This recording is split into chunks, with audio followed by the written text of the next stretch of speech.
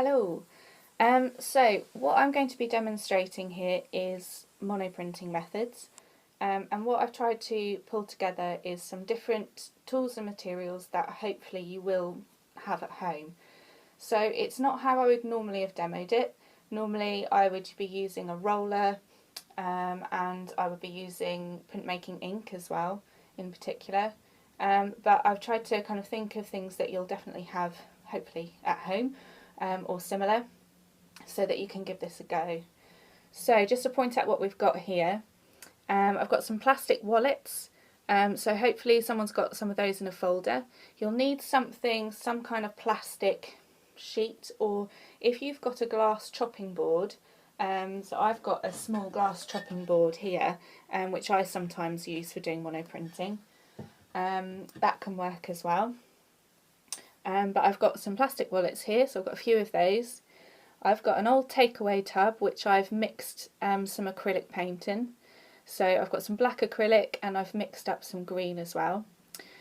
What I've done with the acrylic paint, paint acts very differently to ink. So acrylic paint will dry a lot quicker. So what I've done is I've mixed in a little bit of vegetable oil in with the paint, and this should help it to kind of stay wet for longer as you're working, but it will still have a quicker drying time than a printmaking ink.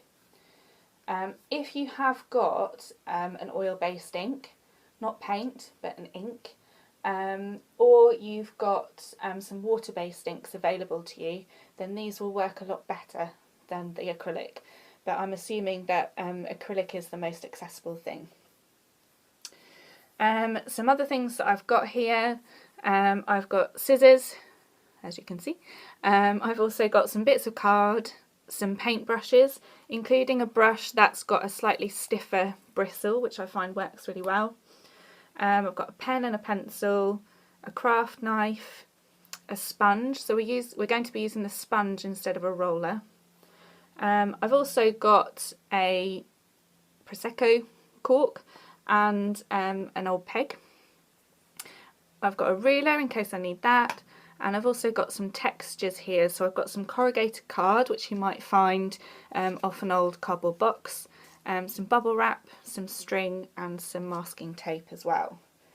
Yeah, so these are the kind of things, if you can get these things together first of all, that would be great, so that you can get yourself all set up. And what I'll just do is I'll just pop these things to one side for a sec.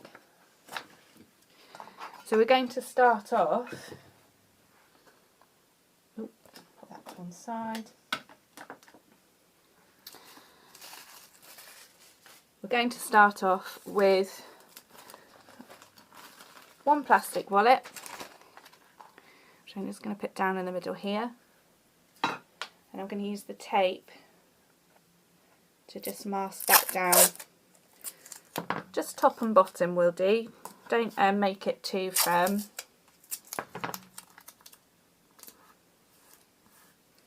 If it helps, what you could do, because you might see things a bit clearer, is you could put a piece of your paper underneath the wallet or inside the wallet, so you can see what you're doing as well.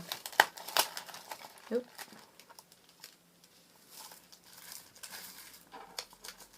Try and get it nice and flat. Okay, so the first method I'm going to show you, and you might want to take some notes on this just so that you can remember the different techniques, is the painterly method. So this is quite straightforward. Sorry, getting my stuff together here. So the first method you can start off doing is painting kind of directly onto the surface. So I'm just going to do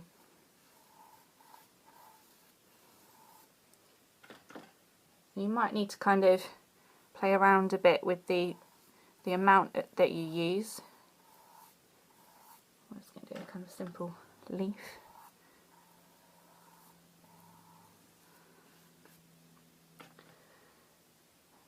So the difference between kind of painting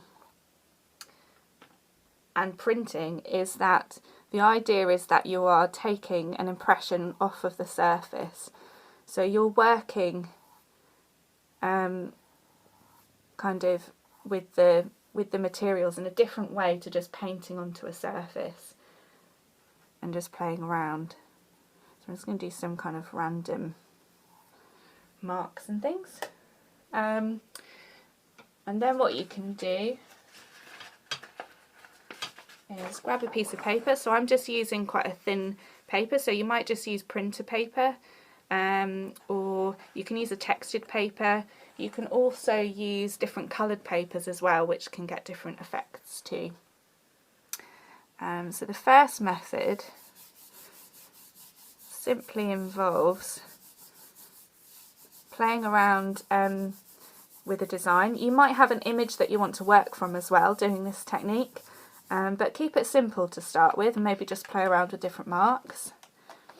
But then you get a nice simple print. You might get a second impression from this, but it will be a lot lighter. So let's just go over, or you might want to kind of adjust it slightly, add a little bit more paint, or I've got a bit of black ink here as well, so you might want to start kind of adding and changing what you've done. I'm really being quite random here, but you do need to work quite quickly with it as well. So I'll see how this one comes out too.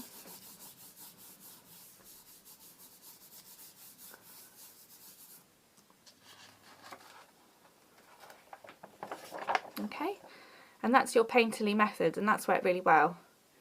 Okay, so you might have a bit of trial and error. You might want to see yeah, what else you get as you go. And then simply, ideally you would have a glass surface and you can just kind of wipe down, or you can kind of peel this back and change it. Actually, I'm going to leave that there for a moment, because the next method I'm going to just show you is the positive and negative method.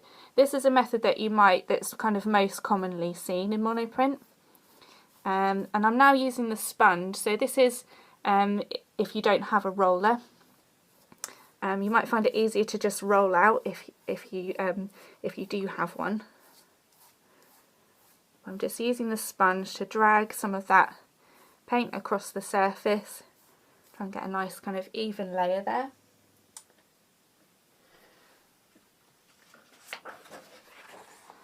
And with this, you should be able, using different tools, so I'm going to have a go with a pen just to create some different marks.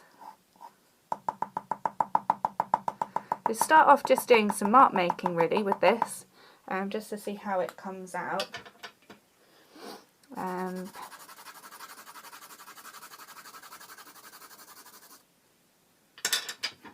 This is where you can start getting a bit random as well, different things, just to see what they do. So I'm using the cork here as well. And what you should get, hopefully, is some quite interesting effects and marks through that way. So this is what I call a positive print, because you're creating positive lines that have come out dark. So this is quite interesting where the cork has been pressed. So you can play around with that quite a lot. What you can see here is where the ink has been taken away. So this is what I tend to call the negative. This is kind of relates a little bit to photography as well, which I find really interesting. So you can take a direct impression from this, but you could also, say, use other materials to move the ink about a bit as well and create some extra marks to to print from as well. This feels a little bit dry, so this one might not come out so well. Let's have a look. And this is where, again, you've got to kind of work quite quickly to see how it comes out.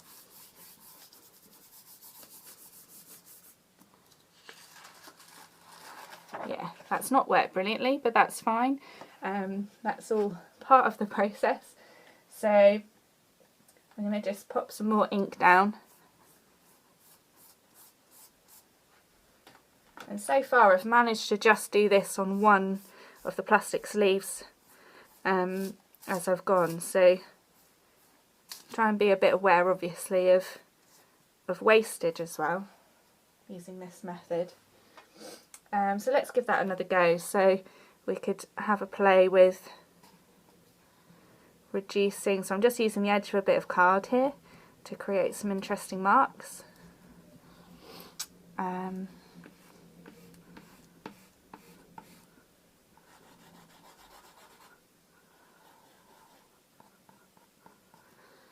Something like that. So you can have a bit of a play around.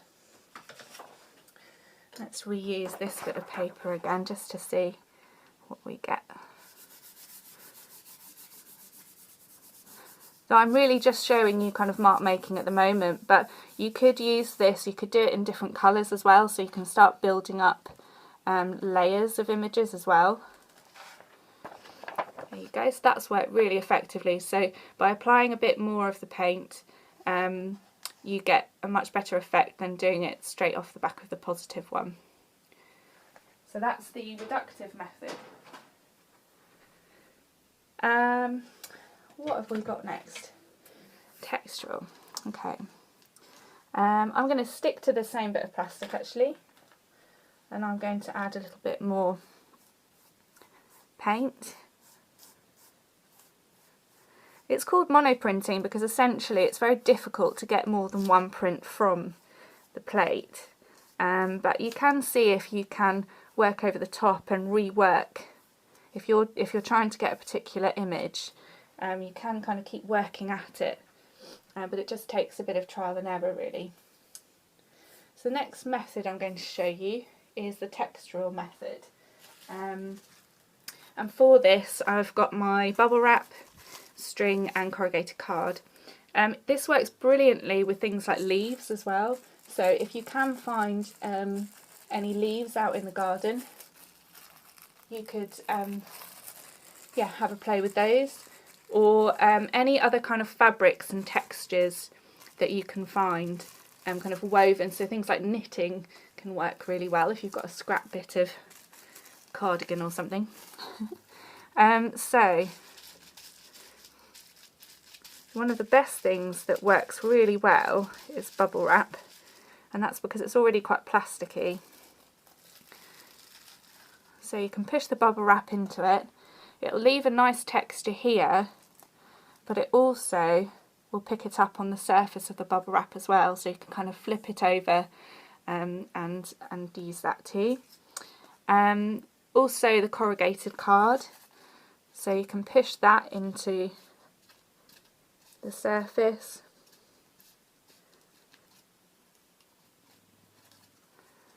That's left a really interesting mark in the surface there as well, and again we can place that down. And the string too, so if I just lay a bit of string randomly across, we'll see how that comes out as well.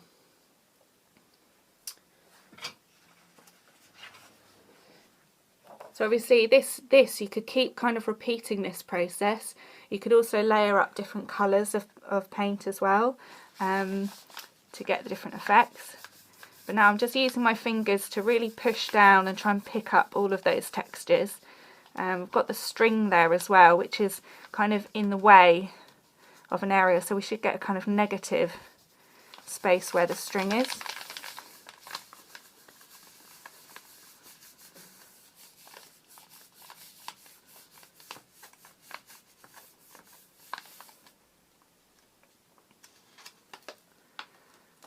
See what we've got. Nice, so we've got a kind of real mix of things. So the card's not printed so well here, but what I might do with this one is just play around with another colour now as well. So I'm going to pick that up off there. I'm going to move the bubble wrap. I'm going to push that down on there. So it's where you can just get really playful. And actually what I'm going to do is I'm going to put some green ink down now as well, so I can start playing around with that.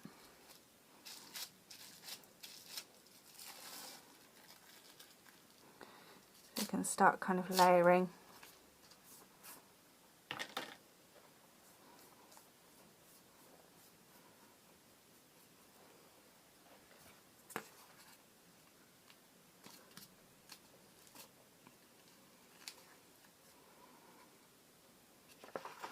So using this same print, I'm going to flip it upside down as well. I'm just going to see what happens when I start layering up.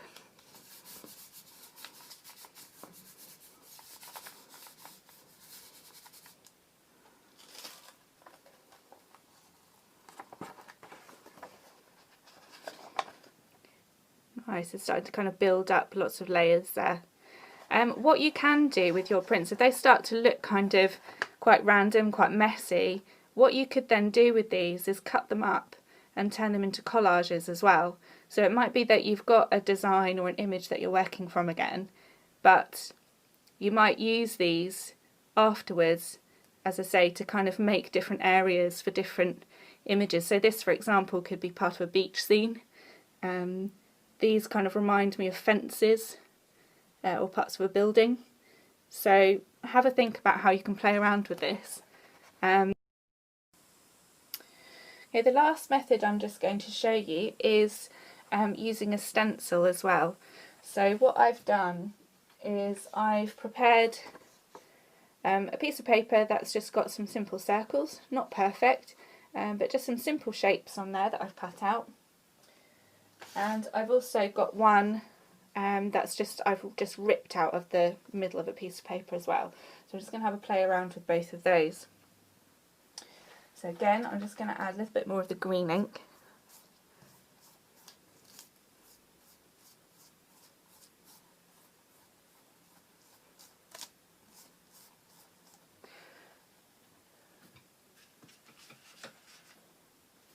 And first of all, I'll just have a play around with this one. Using a stencil works really well. If you don't like that kind of messy edge to a monoprint, you could do a simple square and then do a drawing or whatever in the middle of it, and then you're kind of sure to get a nice clean edge around the image. If you put your paper down over the top, using a pen or a pencil, you can just do some simple lines across. Or I find actually that using the soft part of your finger works really well. If you just run your finger around the edge of the cut shape, you can get really nice definition with that as well. So you can see we've got some interesting marks with the pen there, but then also just by pressing with your finger you can get some nice shapes too.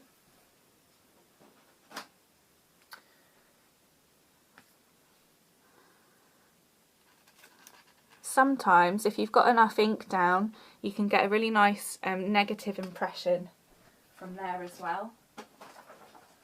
So we can just see if we can pick that up.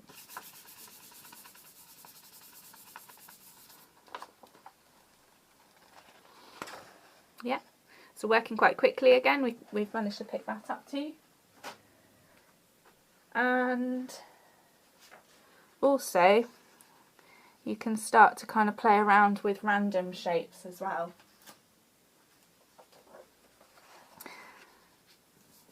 So it's quite nice using the torn edges. So I'm just going to see if I can pick this up too.